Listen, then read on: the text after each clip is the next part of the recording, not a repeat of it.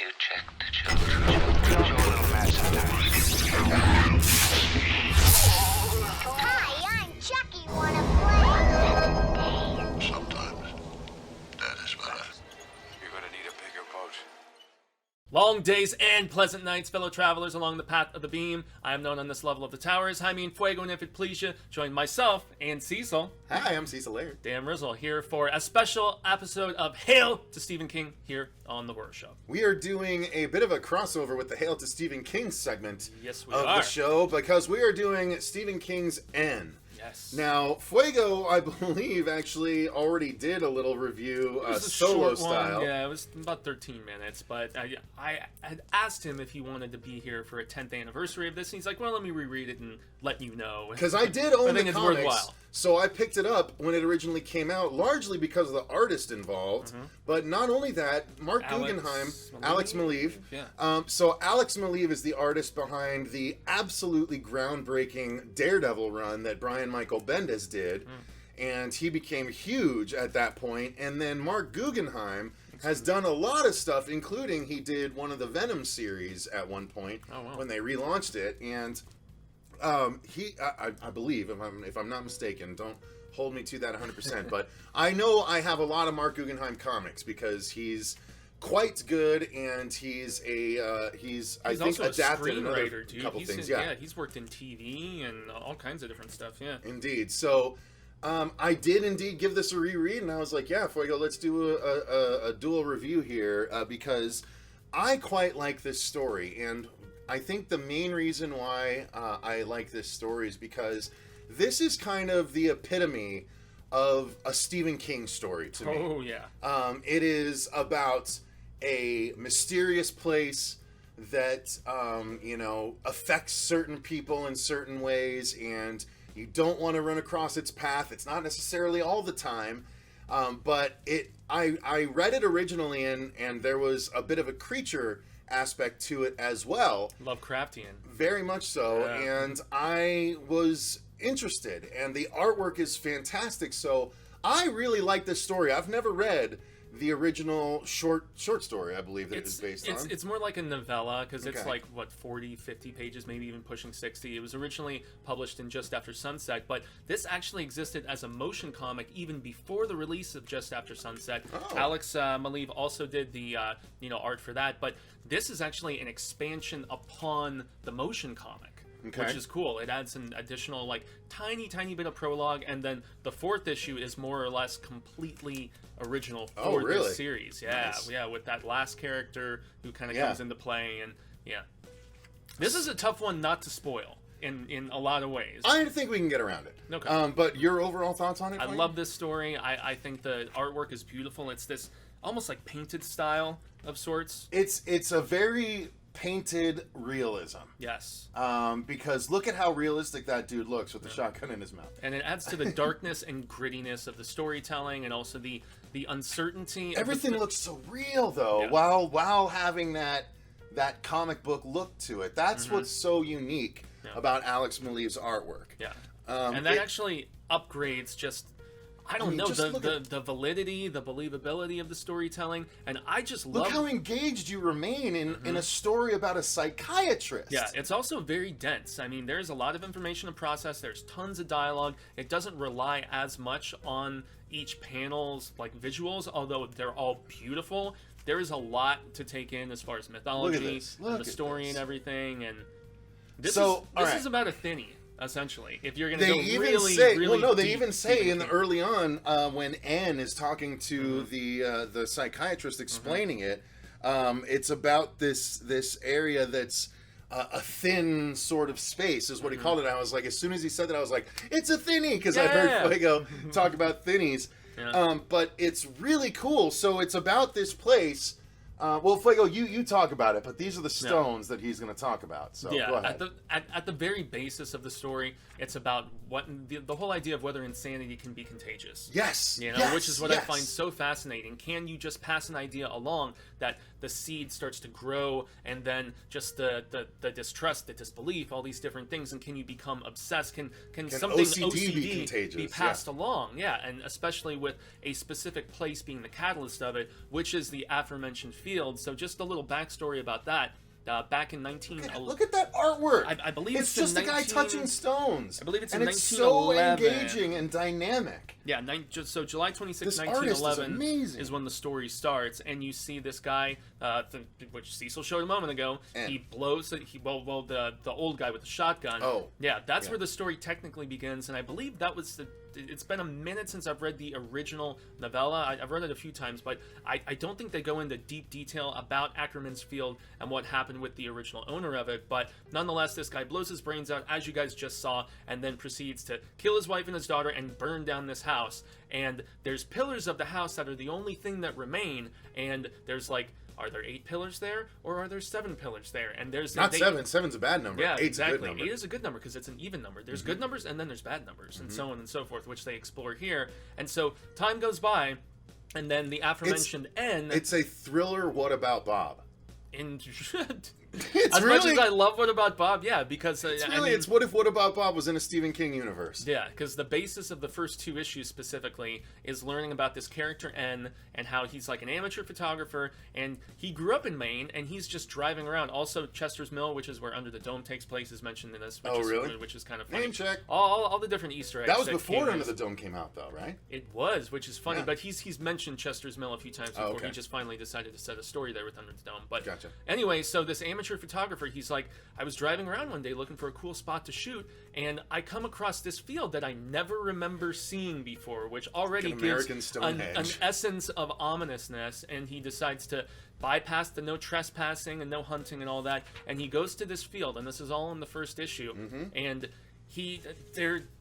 I feel like we have to at least show those images. That's of what I did. Oh, okay, but the faces specifically. Oh yeah, well the faces that- was on the previous page I showed. Oh, okay, Right cool, here. cool. Sorry, I haven't been seeing every No, image there you go. he's putting up, but So you see the stones. so kinda so have he goes faces to on this them. field and he's like, okay, there's 8 pillars there, and he starts taking photographs, but he Well, notices very quickly. He says there's 7, but then when he puts the camera to his eye, he sees 8. it's either that or vice versa. I honestly No, yeah, agree. look, see with the Okay. camera lens, he's got 8. With the camera lens, he's got 8, 7, but it does fluctuate about the fact that sometimes even to the naked eye, 8 are visible. Yeah, so true. And it's often dependent upon the solstices and the time of year, and so it really correlates as this guy starts to realize. He's like, okay, either I'm crazy and this is all nonsense about me counting numbers and getting so OCD about all of this, or there is in fact a higher probability of evil being able to escape That's from the thing. this circle. He thinks that this circle is actually containing an evil presence that was represented by the faces. And what's cool is he caught a glimpse at one point. And again, this is all in the first issue, so I don't so hesitate we're not, to show yeah, you. we're not spoiling as much because there's a ton that happens. But after look the at fact. this. Look at this. That's the sort of creature that could be That's escaping, being held back, yeah. from this particular area. And if there's one, as this character N talks to his psychiatrist about, he's like, what if there's many? And he's become an insomniac with all of this obsessive Cover's compulsive dope, behavior. too. I'll show you all Oh the yeah, cover. it's the same one that they put on the trade. Yeah. And mind you, everybody, this is unfortunately a very tough book to get a hold of. It sells Really? for like the trade. This hardcover trade sells for $70-$80 right now. Really? What do these go for? Those go for the series. I haven't looked specifically, but they're out of print. They're not even available digitally on Marvel Unlimited, which is kind of crazy. snap. I'm yeah, first print, right? mother effer. Yeah, exactly.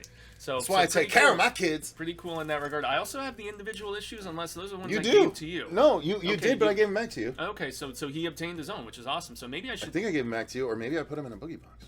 I think I Well, gave them back to you, though. If you got him in a boogie box, you might No, I be think sitting on I think I something. gave them back to you, though. Yeah. Check your pile. Yeah, it is also available in softcover. I'm very blessed to own this cool little hardcover, and it's at least in near mint. It's in pretty damn good shape, which is fun. But so basically, without spoiling too much more, okay, we know Something that happens to N. Yes, something happens to N, and in turn, it compels this this psychiatrist who was listening in on him, and actually had been essentially fired at one particular point in the second issue. He's like, N says to him, I don't think I need to talk to you anymore. And so later on, he finds out about something happening to N, and in turn, he Guys, wants look to... at this artwork. Yeah. Look at how It's realistic so- it looks. I mean, the fact that Maleev even said that he based N when he was drawing him on his accountant, I think he says in some of the Okay. like bonus notes and stuff in here, and he gives credit to him. That shows the essence of realism in these illustrations. It's really incredible. And so yeah, psychiatrist decides to go and investigate, and psychiatrist starts to become obsessed with the field, just like N was. He starts to notice, he's like, this can't be spreading to me, but I do find myself counting things now. And lying to himself about stuff. And so yeah, he gets drawn to the field. But you also get... Oh, sorry, let me show this cover too. Yeah, because every cover is awesome. And you get a little bit As more... I manhandle this worthwhile issue. Yeah. You also get a little bit more of a background about... There's almost an essence of passing along a protector aspect to this field to make sure that none of this evil presence escapes from this circle. And they do in fact talk about crop circles, about Stonehenge, about these, how circular areas are meant to confine and like keep negative energy like constrained and whatnot. And not only that, but it's tied to the solstices. So it's strongest during the summer solstice, and things are trying to bust out during the summer solstice. But during the winter solstice, it wanes. It's the weakest. So like the people that are affected by this virus, as it were, this mental virus, they have a respite in the winter, but then they can feel it like anxiety growing and stuff. So that's part of why I really liked this book. I never even explained it. The ebb and flow is fascinating. It's not only about David and I were talking recently because we're thinking about trying to put together a horror anthology book, and I think it might be fun to maybe theme them after Stephen King. Not necessarily specific Stephen King stories, but just theme it Stephen King, so as long as it feels like a Kingish story, then it works. And so one of the things that I said, stories in the vein of Stephen King, or in the so one of the things that I said is like, there's a place that is a mystery that's not always there, that lets people out or lets people in or lets things out or in or whatever. Like, that is a trope of his. There's a thing somewhere that is a mystery, or there's this or that. And this book, N, having never read the original story or anything, is such a perfect example of that, and such a shining example of when Stephen King does it well, that I really am glad I reread this book, because now I think I'll remember it a little bit more after doing the review. Well, and also, dare I say, and some may consider this blasphemy if you're not into visual storytelling anywhere near as much, but this is another one of the few instances where this adaptation improved upon the source material, because they took a story that was relatively straightforward and had a very interesting concept about that contagiousness of, insanity and whatnot, but they fleshed it out more. They actually gave more nuance to the mythology. They continued the story, as I mentioned, with some stuff in issue 3 and 4 specifically. And so this is one. It's happened from time to time. And with guys, Stephen King look at adaptations. this. This is better than the short Look story who published / this. novella. This is Marvel.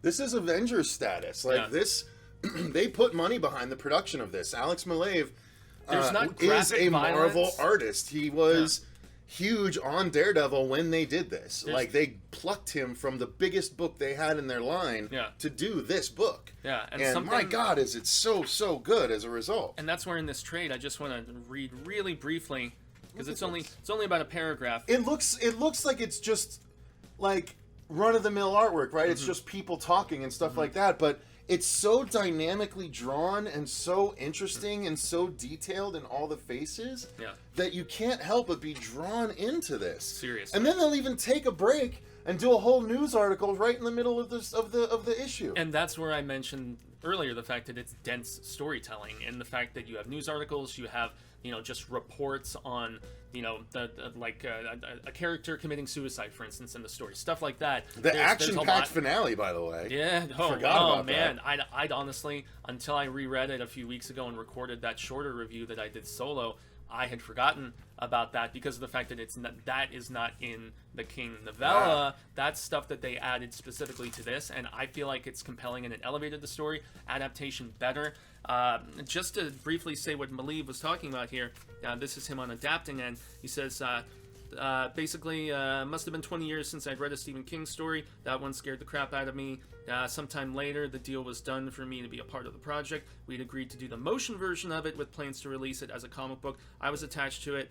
Mark was penning the adaptation. Stephen King's name was heading the cover. What could possibly go wrong? And I was given a great opportunity and short but welcome break from superheroes. There you go. Which is kind of funny. He honestly, very obviously enjoyed having a detour and doing something different. As you had said, he was knee-deep been at this time working with Marvel. Yeah. So, Guys, if you can track it down. Yeah, if you haven't checked out Stephen King's N in comic book form, as Fuego said, I mean, that's awesome to know that this is apparently the way to read this story. It's one of the best. I mean, love it. I'm actually blessed to have a DVD copy of the motion comic, but I believe it's Oh, I'd like also to watch available on iTunes, and it's got voices and everything. That's cool. So yeah, it's pretty dope, man. And I mean, this was ambitiousness from King collaborating with Marvel and just a lot of incredibly talented people. This is right up there with Dark Tower for my favorite Stephen King adaptation in graphic form. For being something that you don't have to commit to multiple volumes to, Yeah. I think this is one of the best Stephen King actual adaptations. Yeah, The Stand is great. I loved the Stand books as well. Yeah, that's just To be such honest a with you, big dedication. It but is. It's something Well, that's, it's only 5 volumes. True. It's 5 volumes. But it's what, five, Five then issues, so and then 25 six, issues. 6 in the last one. Oh, okay. So Yeah. 26 issues total.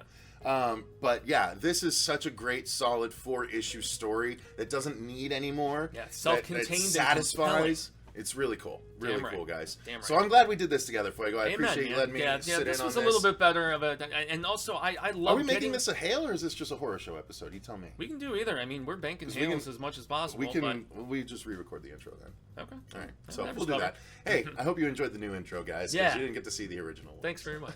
So with that being said, Fuego, why don't you wrap her up then? Yes, so extend the grande gracias, obviously, and yes, I guess until the Wheel of Ka comes around once more, hasta luego, sin amigos, constant readers and viewers alike, say thank you for the palaver here. I hope we share more sooner rather than later, and until then, remember to stay scared and read Stephen King. He's still pretty fulfilling in the graphic form. Indeed. Seriously.